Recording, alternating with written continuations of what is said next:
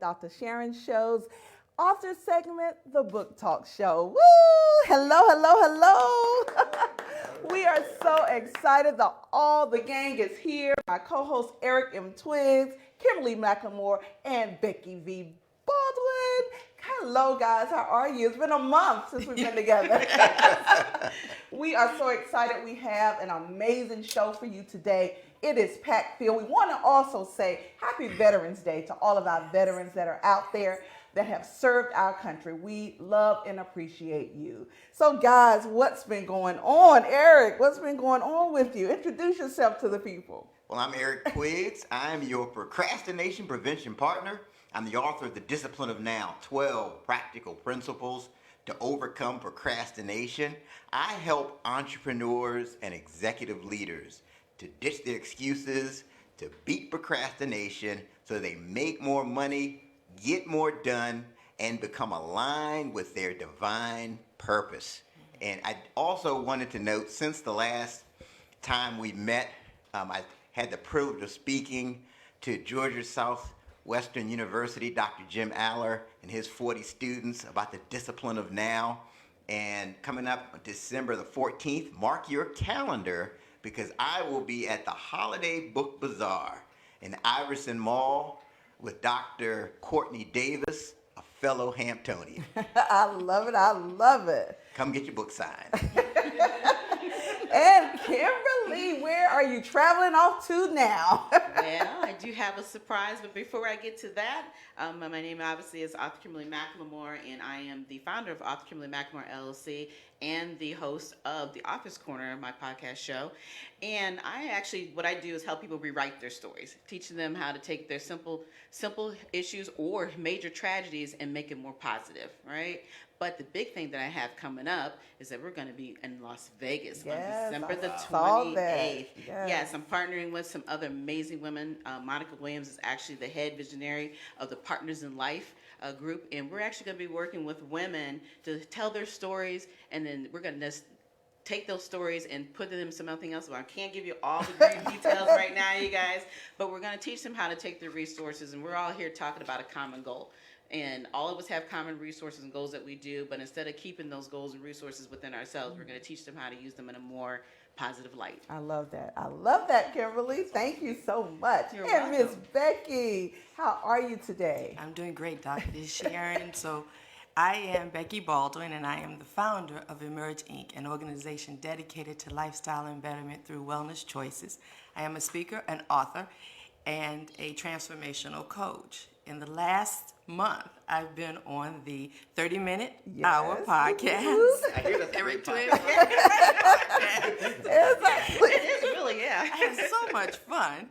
And then just this past Friday, I was on the Author's Corner Yes. with Kimberly Mclemore. So I've had a fun-filled last 30 days. Awesome. And so what I have coming up, I don't have any events scheduled just yet, but I'm available. But I am working on a project that I'm excited to talk about in the future with my daughter. My daughter and I are working on a project that I look forward to manifesting on the Dr. Sharon Show. That's awesome. I love it. And you do your tips, though. Yes, that's an upcoming Yes, event. Well, yes, I do my tips. Well, I always do on my Facebook page and social media page, Emerge Inc. I talk Monday mornings. I like to do the Monday Morning Brew, where I talk about something that may be brewing up for me and hopefully encourages you to think about what you might do to change your lifestyle in the next week. And then Tuesday Tips is always a tip about how to live a better, healthier lifestyle, be it through eating, diet, or through just mindfulness or exercise or other ways to practice and use tips to live a better quality of life, not just exist. I love that. I love it, guys. I tell you. So you see, together we're wonderful, but we have our own things going on, and I love it. Each and every person doing their thing each and every day. So it's amazing. But here, every second Sunday is the Book Talk Show. This is where we have the opportunity to interview amazing authors with incredible stories, as well as just talk book talk, right? Just talk all things books. So today we have an amazing lineup for you. We have Karen Fishel. She will be joining us via Skype all the way from North Carolina. We have Lynette Michelle Howard, a first-time author who will be coming up with a book release next week. So we can't wait to hear about that. We have Mr. Ash, is it Shukla? Am I saying that right? Yes, Shukla, yes, absolutely. And his story is amazing as well. And then none other than Dr. Courtney Davis. So we're going to take a quick break. When we return, we're going to join with my first guest, Miss Karen Fishel. This is the Book Talk Show on Urban Style Media. We'll be right back.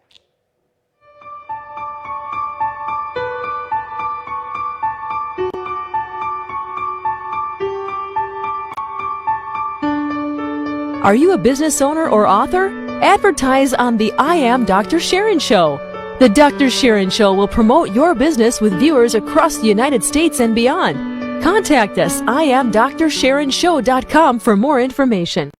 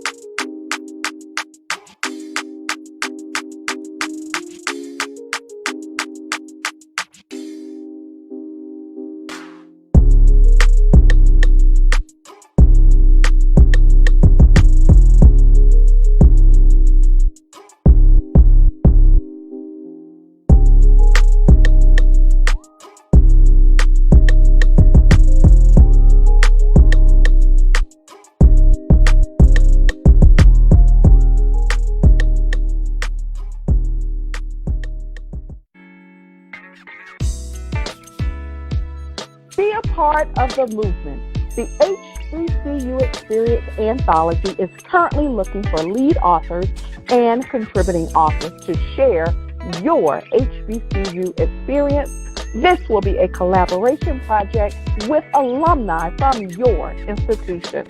Contact info@perfecttimeshp.com for details. We are giving back to our HBCUs. Currently on board is North Carolina A&T State University, North Carolina Central University, Winston-Salem State University, Fayetteville State University, South Carolina State University, Kentucky State University, Morgan State University, Howard University, Tennessee State University, Clark Atlanta University, Florida A&M University, and Talladega College. Contact us at info@perfecttimeshp.com for details. Shirley Liu has been in the financial services industry for over 20 years and is committed to securing your financial future through sound financial planning, education, and even training for those who want to start a career in financial services. Through innovative retirement, savings, and educational programs powered by First Financial Security Incorporated, Shirley Liu and her team prepare you to thrive with your money. Accredited by the BBB, Shirley Lou Finance is safe and sound investing.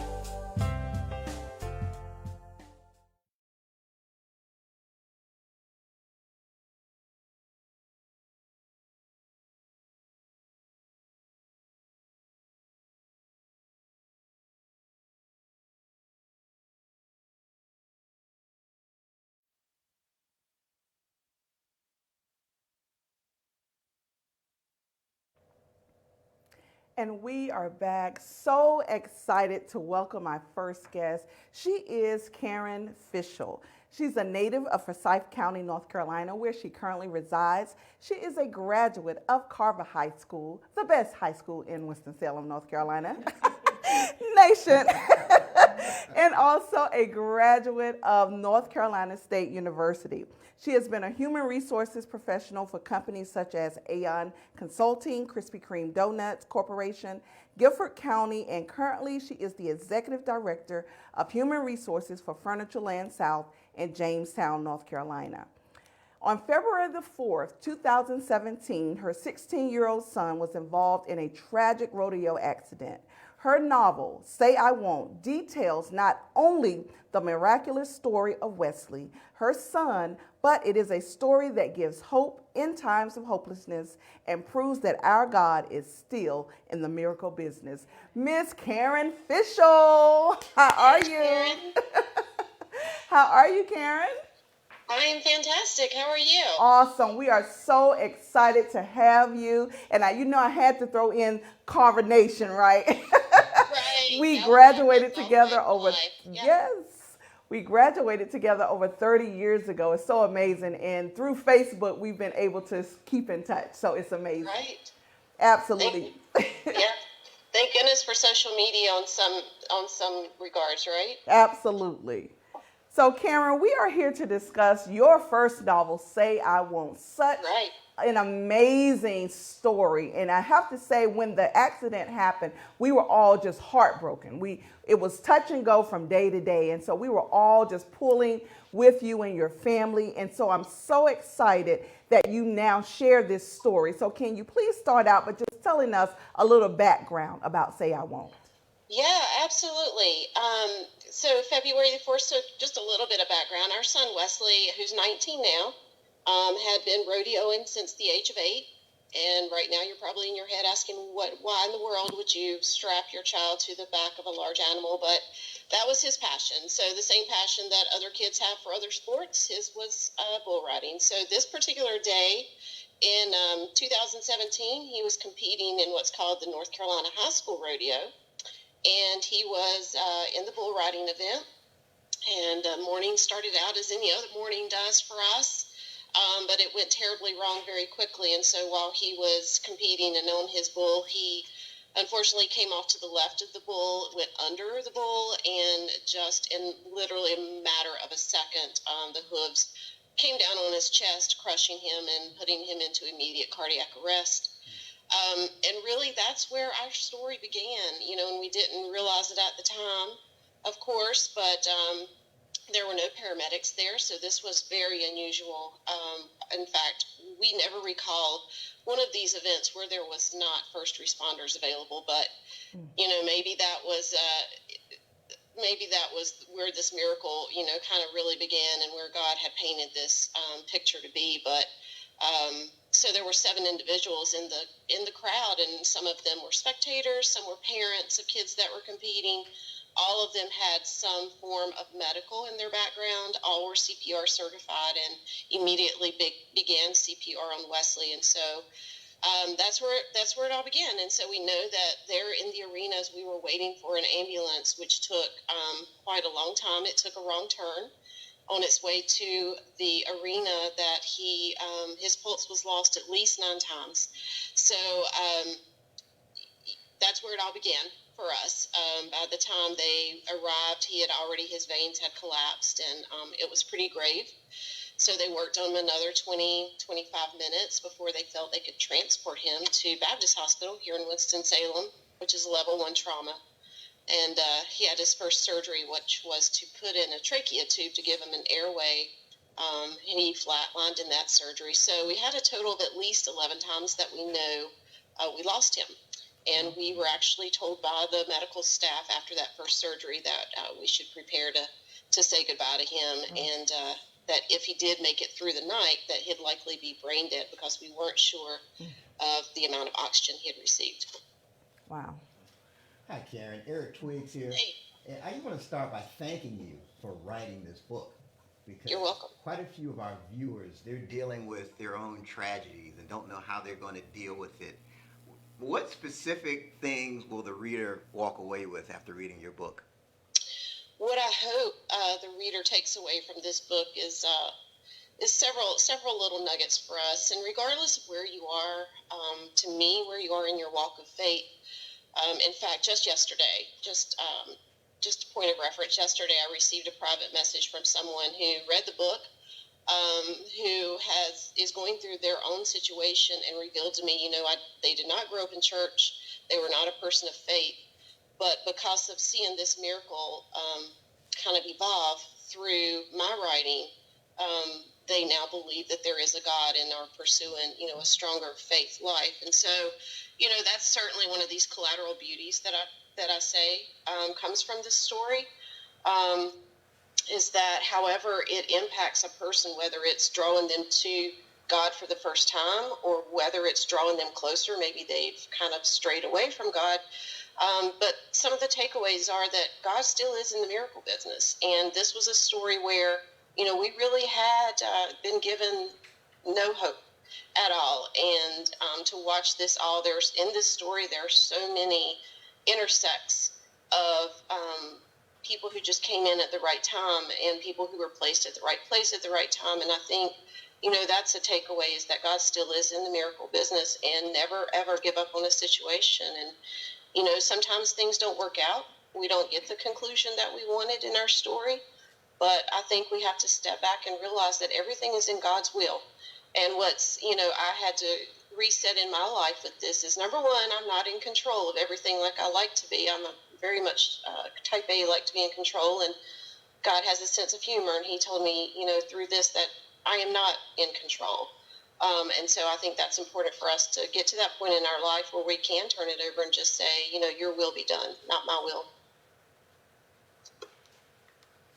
Hi, Karen. This is Becky Baldwin, and what a powerful story, and I can only imagine what you had to go through to even have to share it. Can you tell me what might have been the most difficult thing that you had to write about this experience and share in your book? So I had, while we were in the hospital, someone brought to me a journal, and they said to me, write things down.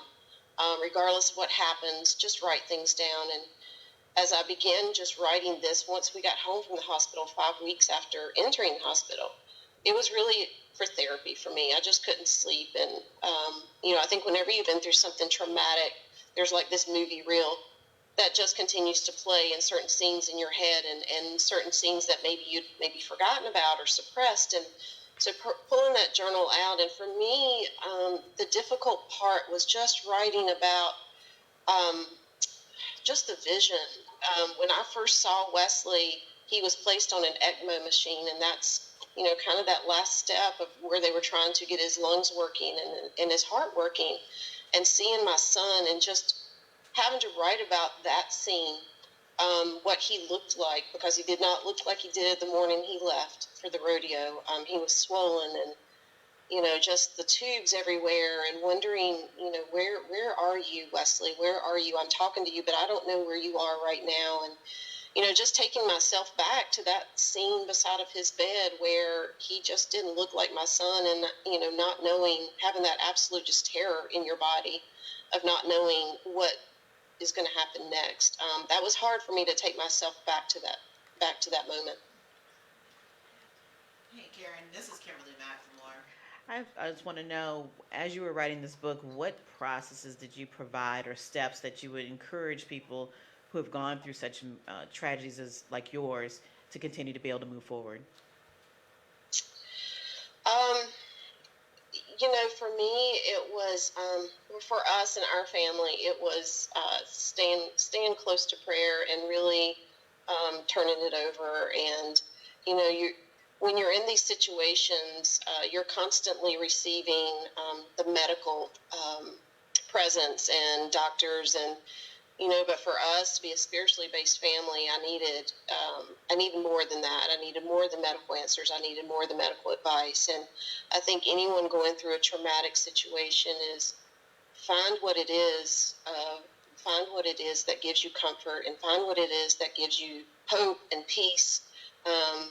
Maybe it's a church, or maybe it's the chaplain at the hospital, or maybe it's, some other group that can offer you comfort. But find what that is and really grab onto that tightly.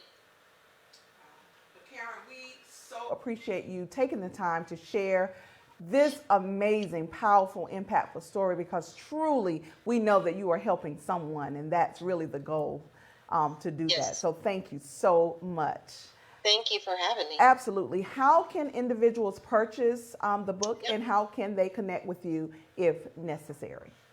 So the book is available on Amazon, online, as well as Barnes & Noble. There are some brick and mortar stores that are beginning to carry it. It was released 3 weeks ago, so it's still sort of trickling into the brick and mortars. There is a Facebook page, Say I Won't Facebook page. They can connect there, and we are having book signings. In fact, the first one begins today, so I will post out there all events that are coming up for the book signing. So I encourage you, and thank you in advance for getting your copy.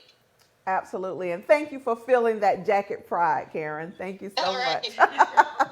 Guys, I tell you, Karen Fishel, the book is Say I Won't. Pick it up. Amazon, and as she mentioned, it is on, will be in several brick and mortar stores. So definitely look for that book. Share the story, because it truly is a story of hope and miracles. So thank you. We're going to take a quick break. Upon our return, we are going to meet and greet first-time author Lynette Michelle Howard. We'll be right back.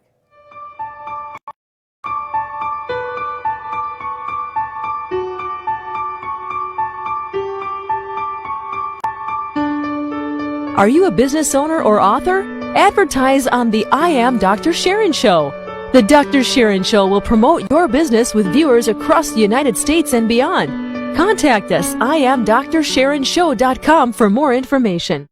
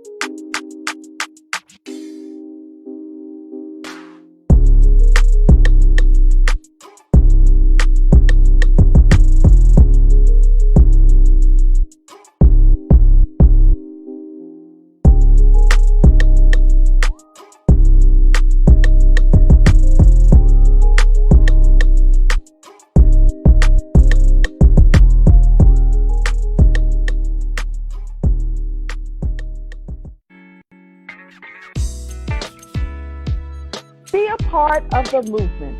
The HBCU Experience Anthology is currently looking for lead authors and contributing authors to share your HBCU experience.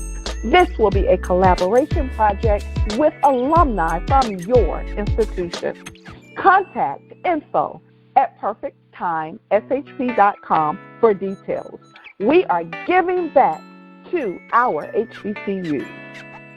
Currently on board is North Carolina A&T State University, North Carolina Central University, Winston-Salem State University, Fayetteville State University, South Carolina State University, Kentucky State University, Morgan State University, Howard University, Tennessee State University, Clark Atlanta University, Florida A&M University, and Talladega College. Contact us at info@perfecttimesat.com for details. Shirley Liu has been in the financial services industry for over 20 years and is committed to securing your financial future through sound financial planning, education, and even training for those who want to start a career in financial services.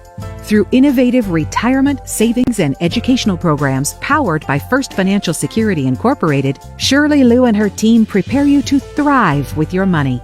Accredited by the BBB, Shirley Liu Finance is safe and sound investing.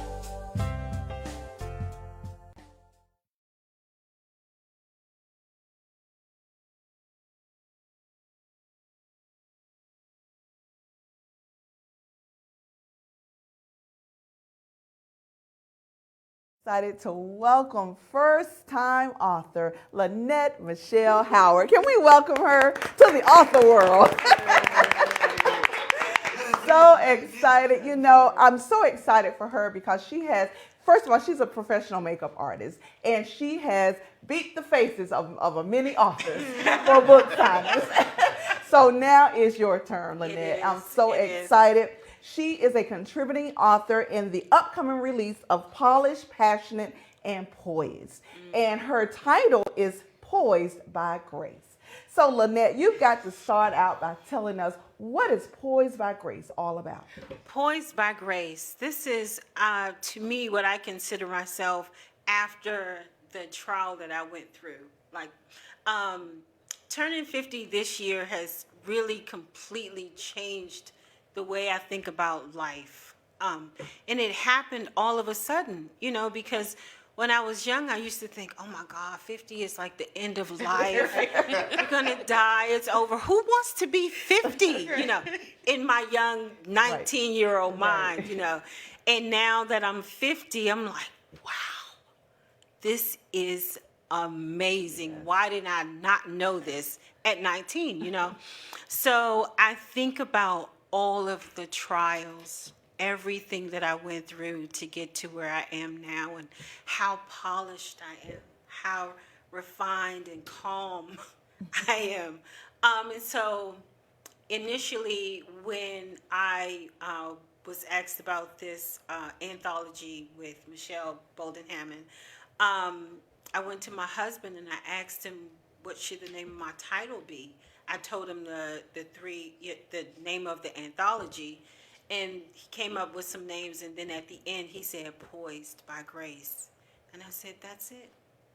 And so because I'm so refined by the fire, and I'm so passionate for Christ now, and poised by his grace after coming through so many trials, that's how I came up, or that's how I feel about the name of my title, awesome. My chapter.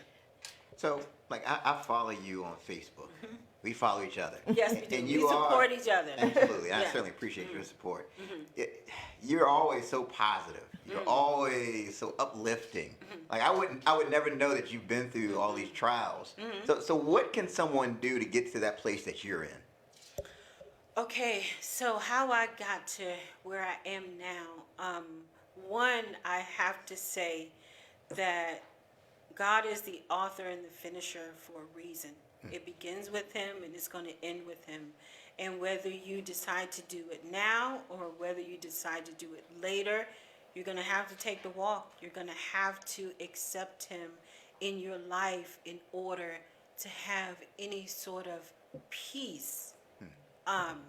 So that's the one thing I would strongly suggest, that you for yourself develop a relationship of your own with God, because you cannot live without it. So that was one thing that I had to do. The other thing I had to do was surrender my will to him. I always thought that it was my way or it was going to be the highway, and God is like, oh really?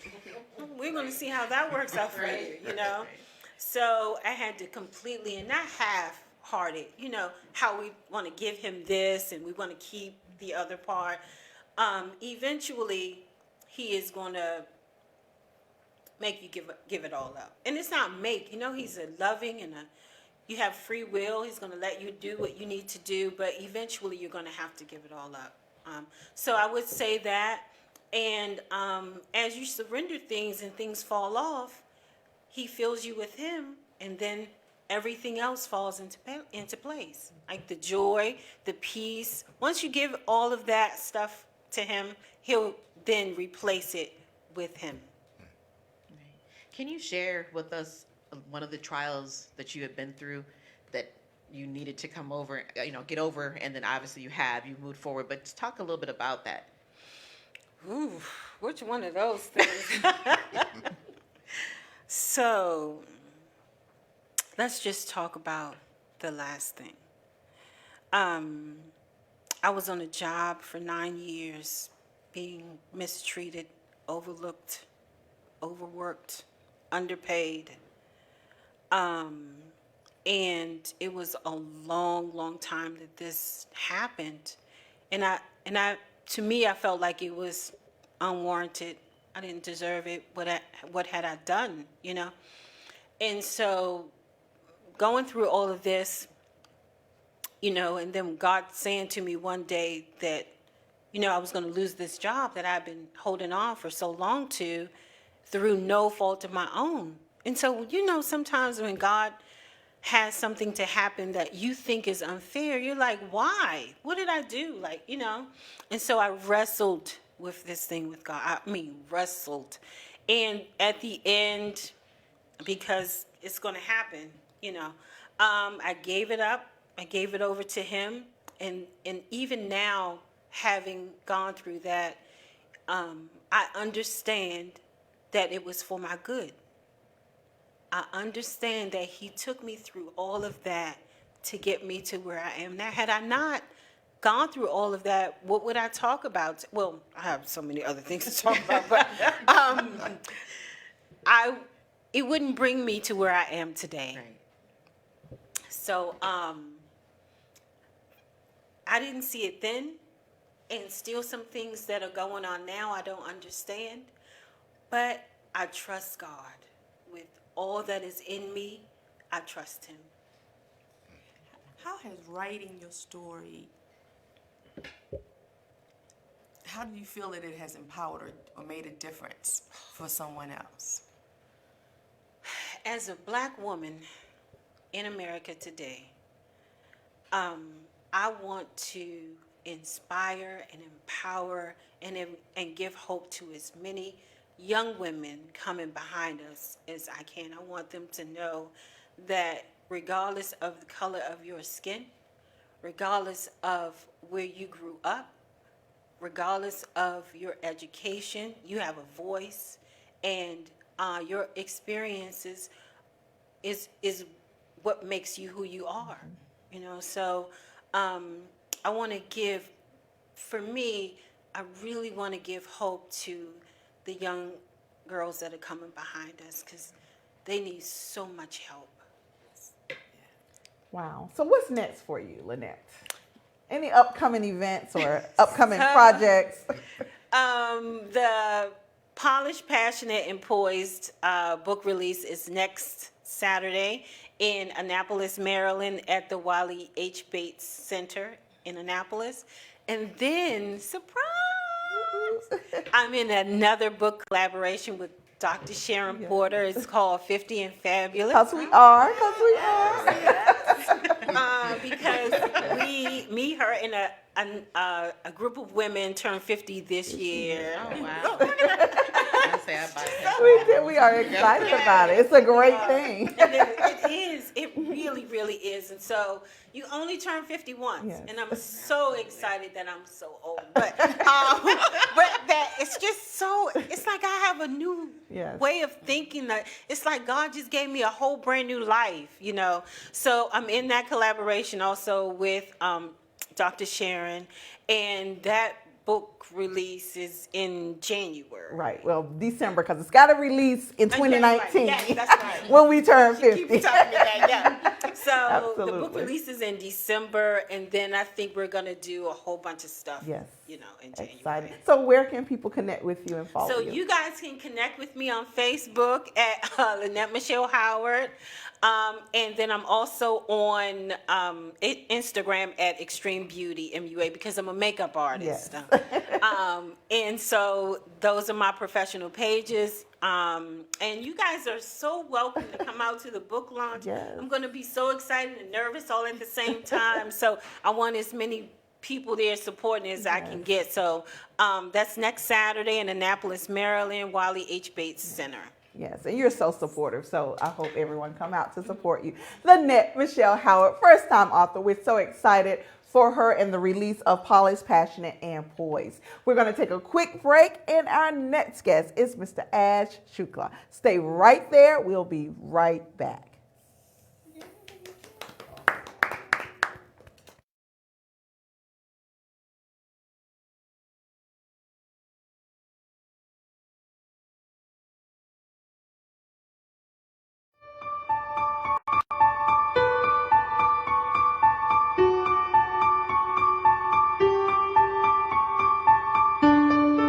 Are you a business owner or author?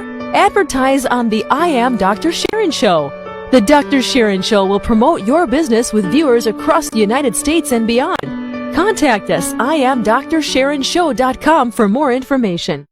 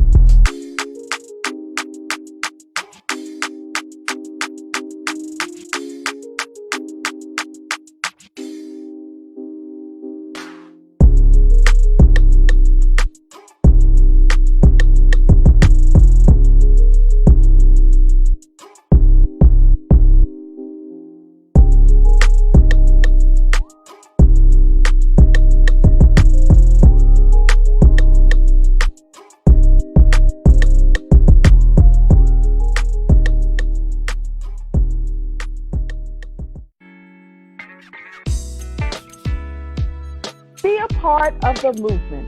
The HBCU Experience Anthology is currently looking for lead authors and contributing authors to share your HBCU experience. This will be a collaboration project with alumni from your institution. Contact info@perfecttimeshp.com for details. We are giving back to our HBCUs. Currently on board is North Carolina A&T State University, North Carolina Central University, Winston-Salem State University, Fayetteville State University, South Carolina State University, Kentucky State University, Morgan State University, Howard University, Tennessee State University, Clark Atlanta University, Florida A&M University, and Talladega College. Contact us at info@perfecttimeshp.com for details. And we are back with our next guest. He is Mr. Ash Shukla. He came from India in 1989 with $20 and not a word of English. He is a 25-year former veteran financial advisor. As a keynote speaker for several congressmen, he has received congressional honor and is an Amazon best-selling author of his book, Sell Like Crazy. Can we please welcome Mr. Ash Shukla? Woo!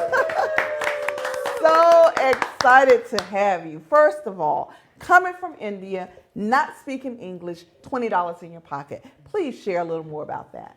Yeah, so basically, when we were coming here, and it's a difficult journey. Like when you are leaving family, first time we were ever getting on a plane. Wow. We didn't know when we were going to be back home.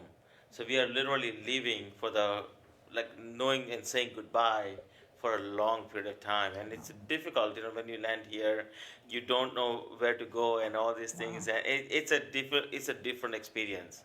So in our plane ride on the way here, we missed our original flight was delayed by, it was supposed to start at 9. It didn't take off until about 1:30. And it's in Bombay International Airport, and it's really hot and muggy and yucky. And we got to London Heathrow Airport, and we couldn't speak English. So we are like hi and bye, and there was end of that. Wow. So the journey begins with that experience. It's like all of a sudden you're landing and you don't know what you're doing. And I had to go to the bathroom. It was a simple experience, just going to the restroom. And I was asking somebody, I said, okay, so how do I ask? Because in India we call it bathroom. Over there was a word called restroom. So I kept on passing by this door. And I thought there was people going in there just to rest. And that experience, it enlightened us. And then we found out that we missed our connecting flight. And that experience like literally floored us, because we are like, now what do we do? Because we couldn't speak English, and somebody helped us out. And the first time around, we had this, we didn't know what to order for food. And we had never been in a flight, we had never been in a hotel, and all of a sudden, like, we are having all these things happening to us. And so we go to the downstairs in the hotel. We are vegetarians. So in 1989, at London Heathrow Airport, being vegetarian, like, there was only 2 words for that: good luck. Like, that was only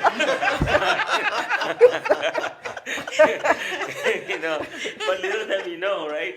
So we go down there and we're like, okay, what do we order? So we look at this Indian lady who was helping us throughout the time. So she luckily walked by again, just like she walked by the ticket counter when she was helping my dad out. So she walked by again and she says, so we ordered a salad, spaghetti, and a bread roll, right? So it was, I was hungry, I hadn't eaten anything, and for the first time I dig into this, this salad, and I'm like, okay, so I have never had salad before, so I thought it was like, I'm like, okay, I'm hungry, I gotta eat something, and for the first time I'm eating grass. Like, that was my first. So I'm kind of giving you real, like making it really real, right? And that's how it is. And I eat that, and it was horrible. And then I eat the spaghetti. I'm like, let me go for the noodles, right? So I go for the noodles, and they were plain noodles. I mean, literally boiled noodles. Wow. So that was horrible. And then I go for the bread, and I'm like, okay, let me eat some bread and see what that's like. So I take the bread, because it's universal, right? Bread has to be good, at least some feeling. So I take a bite of that.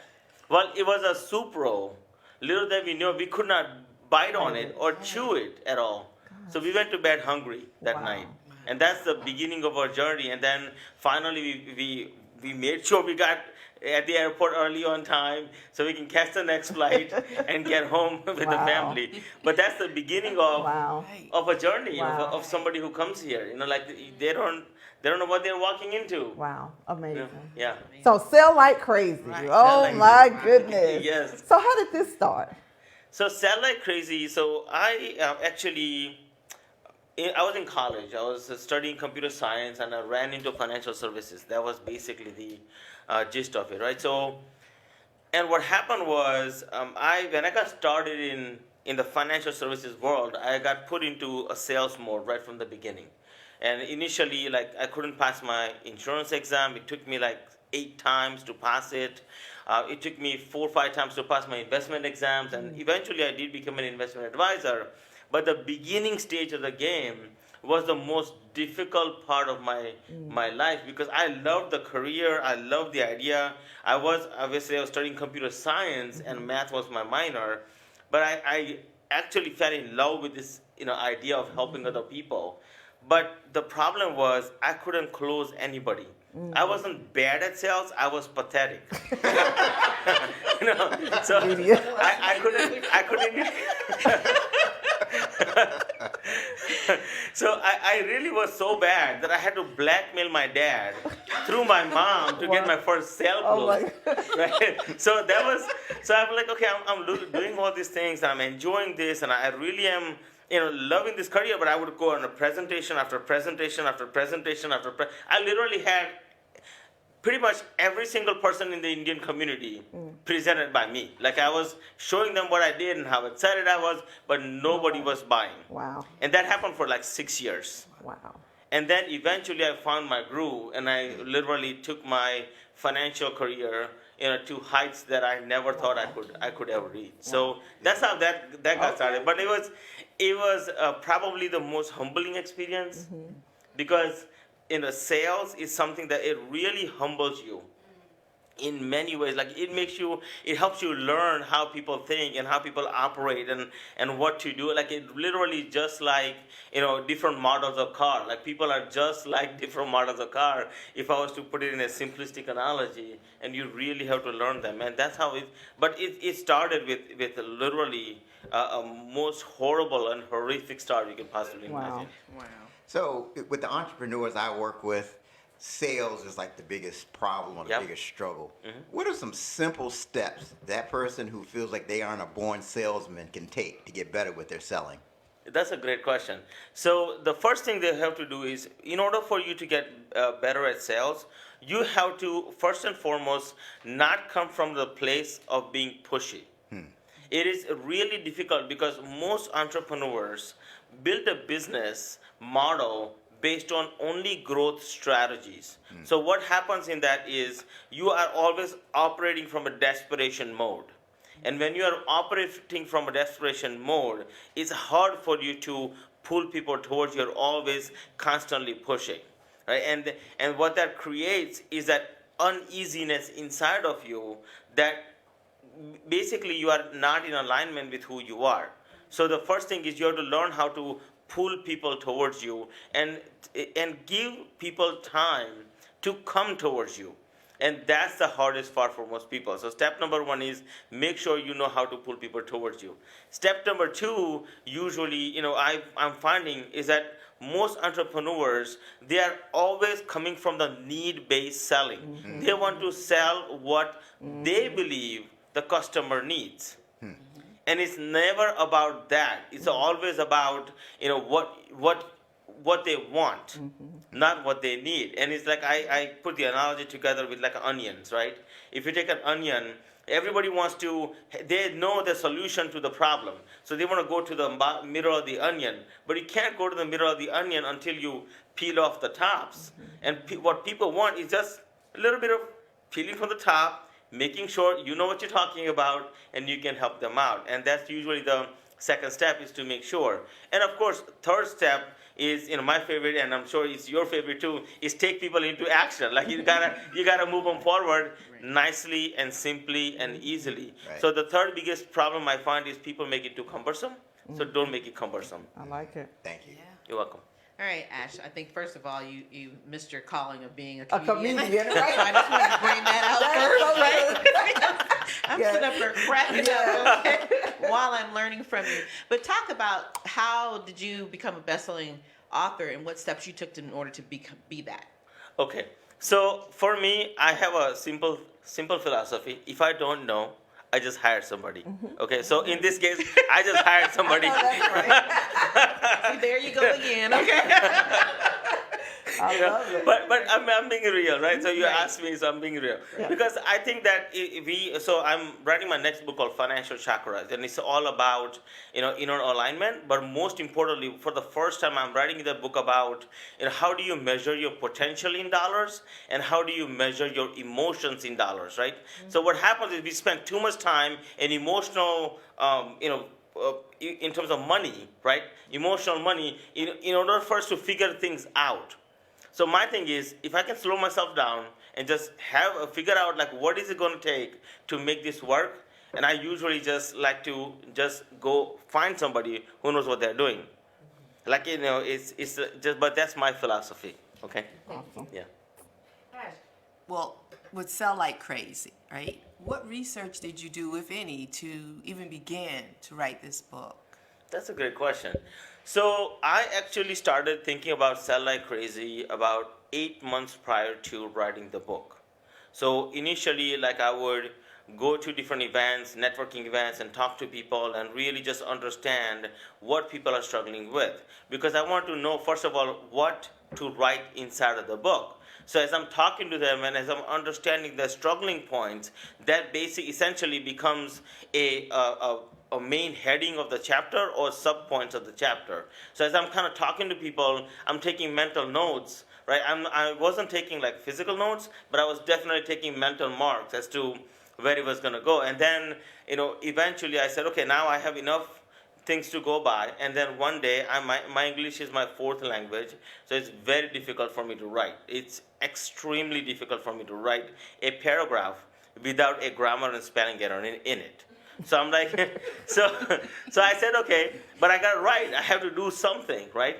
So that research initially that I did came in really handy because I was able to go back to my past and pull out all the references that I went through of 20 plus years in the financial industry, all the struggling points I had, and really, moving my game forward in terms of what I did. Basically, I had to convey that, but understanding the other people because again, it's not about me, it's about the people, right? So I had to understand them. So once I was done with that, I literally sat down for 40 hours and I wrote the book. Like it literally was that simple, but my initial work is what most people don't see. Now, full disclosure, when I wrote the book, it had grammar and spelling errors all over it.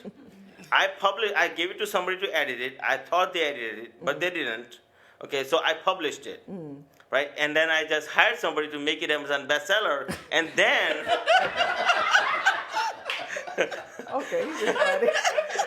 It was a backward process, but I didn't know, right? What do I know? Not.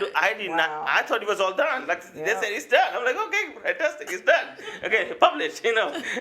So that's how that went about, and then eventually I went back once obviously some friends called me up and say, Ash, there are errors in it. So I said, okay, fine. So I went back and got it fixed. Okay. So now's the time to buy it. So now's the time to buy it. That's who you work with. So how can people purchase this newly published book without errors, and how can they connect with you, Ash? He is hilarious. Okay, so they can go to my website, ashshukla.com, and if you cannot remember that, don't worry. You can go to ashiscash.com. Ashishcash. Ashiscash.com, and on that website right now, this book is available for $7. Nice. So with the shipping and handling, obviously, is all I'm charging for anybody who's interested. And am I allowed to give a bonus here to people? Absolutely. Okay, great. So I'm going to give you guys a bonus. For those of you who are going on my website, many people don't act on something because they're really coming from a place of fear.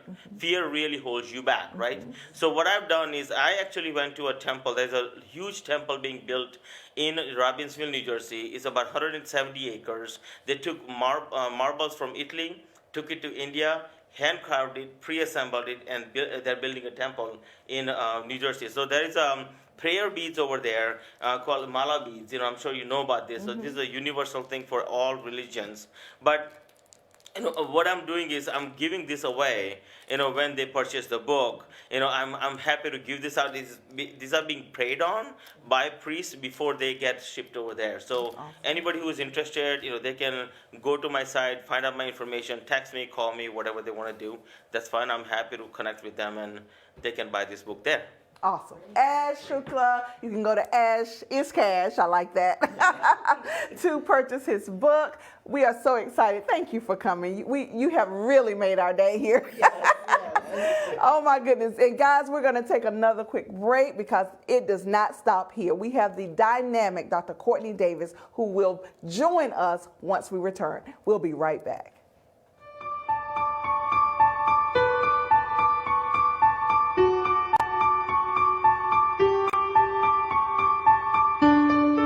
Are you a business owner or author? Advertise on the I Am Dr. Sharon Show.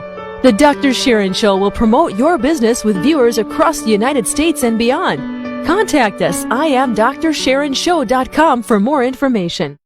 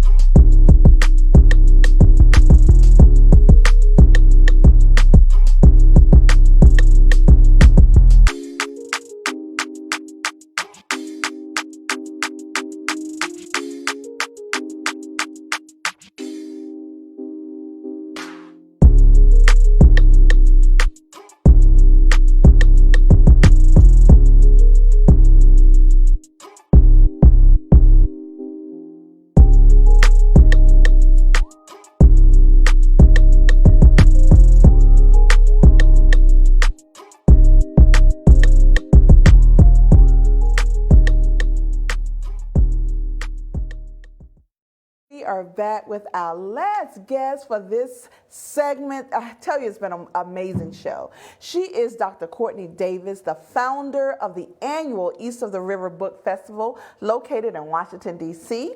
Approaching the 6th year, amazing, in operation, the book festival highlights the efforts of self-published authors, small presses, and independent bookstores for readers of all ages. I'm so excited to welcome to the Book Talk Show, Dr. Courtney Davis.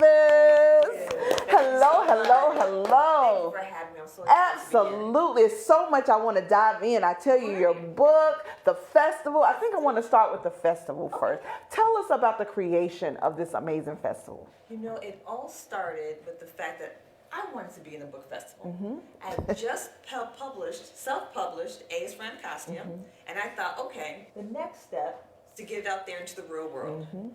And so after a little bit of research, I quickly found out that every festival is not for a self-published author.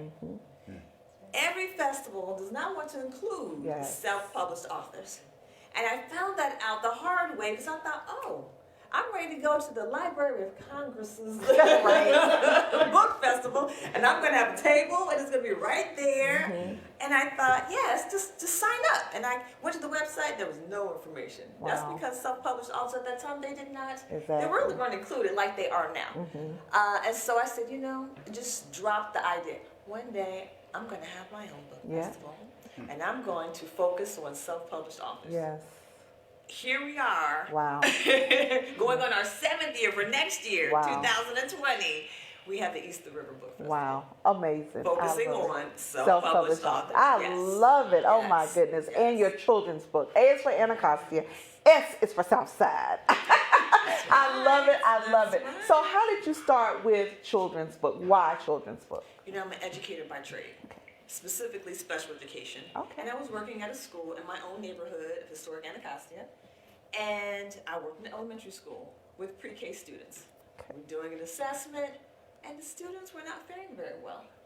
I thought, okay, how can we connect what they're supposed to know to what's on the test, you know, kind of making these connections to their existing community. We're just reviewing the alphabet and the sounds. And so I went to the library, a local public library, shout out to DCPL and local librarians, they're awesome. And they helped me to find information about the community, but it was really at a higher level. I mean, it's DC, so you know there's history all around us, but it's really for older people, older students. And so I said, well, it doesn't really work for me. So I went to another library, it didn't really work for me. The information that they shared, I said, wait a minute. We need to have something for our younger students to connect their prior knowledge to what we're teaching in school. That's where A is for Anacostia comes from. We have to do what we do, what teachers do, which is we create it if we don't have it. I love it. So I love that. So two-part question. So number one, I heard this rumor. So funny. If you were a graduate of well, some people have called this the real HU, Hampton University. I do believe it. I do believe that's no rumor. Look, it is the real HU. Shout out to quintessence. Yes. All right. Hamptonians are great, fellow Hamptonians. Now that we got that Next question. I love questions from Hamptonians. So, can you kind of expound on, just from your experience as an educator, the impact of improved literacy on the students? How that impacts them? Absolutely. It starts even before our little ones, before they even come into our world. It starts with them being inside the parents. When parents are creating this loving environment, start reading at that point to the child, so that by the time the child arrives here in this world, they're already cognizant of a mother's, a father's voice, calm, storytelling, using that storytelling, voice, particularly that teachers have. It starts so early, and it's important, and we need to be consistent with it. I've even read to high school students, and I'm talking about A is for Anacostia. You're thinking, what is this alphabet book written? No, Amazing. You can read to everyone, to anyone, and it will be enjoyable. It can be informative. Again, when I'm reading to high school students, we're talking about the importance of the messages about our community, and so who's in charge of that message. and how we can increase our ownership of that. Again, all through literacy and practice and learning with students. I love it. Can you share about the growth of your festival? You say it's going into the 7th year, so tell me how has it grown since you started? You know what? It started the first year we were at St. Elizabeth's in their pavilion area. And it was in May. It was beautiful outside. It was chilly outside. And so we're cold. We had about 27 authors out. And I think we had more authors than participants that actually attended the festival. And I said, that's okay, because this is just the beginning. I said, we're going to grow. We're going to grow. And we're going to grow so big. Over the next 6 years we have. So now we have a festival with literally hundreds of parents, educators, people who work in schools, elders in the church, community members. Come if you have a focus on cultural literacy. Definitely these are the books, culturally diverse books. Definitely this is the festival for you. We've increased not only the numbers of participants, but also in the quality of books that we have there that are across all genres. So for all interested parties, no matter the age range, because we have books from pre-K students all the way up to adults who are interested in mystery, in Christianity, in science fiction, they're all there. Awesome. And I'd like to find out, so when do you plan on writing your next book? The next book. I'm trying to get focused on I'm late, and I need you. I'm like, I need Eric to focus on now and get it done. Now that the East of the River Book Festival is over, and it's going to come back again in October, and yes, I'm looking for people to join my advisory team to help plan for next year. I'm supposed to be writing my book. My third book, kind of in the series of F is for family reunion. That's the next one, alphabet, but that's supposed to be the third one. That's supposed to be. I have an illustrator already on board. It's waiting on me because I switched the story. I gave him one draft. I'm like, no, I'm going to do another one. And I took it back, and I'm like, so now I have to really get it done. I was like, wait a minute, I've never had this happen before. Where you hired me, you gave me the story, you took it back. So I have to move forward with that. In addition, though, I'm also working on another book that no one's ever seen that's going to focus on a barbershop series for kids. I love it. For kids. So I'm definitely torn, and I'm sure I'm torn because I'm working on another festival. Yes, and that's the Holiday Book Bazaar. That's coming in December. It's December 7th, 14th, and 21st. Nice. Right here at the shops at Iverson on 3737 Branch Avenue from 11 to 5. We will have several wonderful authors, author of Discipline of Now, in addition to storytellers and workshops that really focus on self-publishing. Talking to the people who are actually getting it done. What are their tips, learning lessons, things to avoid? And I like what you said earlier about the vetting process and recommendations to find the people who are on our success teams to make these books come about. Because writing, definitely, it's a process that we do on our own, in our own beds, in our own offices, at the desk. It's just one seat. You have to sit in it and make it happen. But there's so many other people that are on our team to make it come to fruition. Dr. Davis, I tell you, so exciting. Where can people connect with you, and where can they find out more about the festival? Absolutely. To find out about the festival, they can go to @IversonHBB on Instagram, Twitter, and Facebook. Real simple. To find out a little bit about me, you can go to www.drcourtneydavis, that's Dr. CourtneyDavis.com. And I'm also Dr. Courtney Davis on Instagram, Twitter, and Facebook. And can they purchase the book on your website? Absolutely. I love it. I love it. That's right. That's what I always say. Exactly. Go to your website. Exactly. That's right. Awesome. Awesome. Guys, what a fantastic show today, right? Oh my God. What a way to end. And Just a bitter announcement. Our Kimberly Mclemore, this is her last show on the Book Talk Show. She is a trailblazer. She is a jet setter, traveling all around, and we know that your schedule has caused you to say goodbye to us. Yes. So we just want to say that we will miss you, and we thank you for just sharing and pouring into the Book Talk Show. And thank you for the opportunity. Absolutely. It's been such a pleasure, and I'm absolutely going to miss you all, but I'll be talking to you all through virtual. That's right. Exactly. Or on the podcast show, And coming on, being the guest when you're in town. Thank you. Absolutely. So, guys, we thank you. Another amazing Book Talk Show. We are here every second Sunday on Urban Sound Media talking all things books. So, on behalf of the wonderful, wonderful hosts, Eric Twiggs, Kimberly Mclemore, and Becky Baldwin, we want to say thank you to Karen Fischel, Lynette Michelle Howard, Ash Shukla, and Dr. Courtney Davis. Have a wonderful and amazing Sunday. We'll see you the next second Sunday.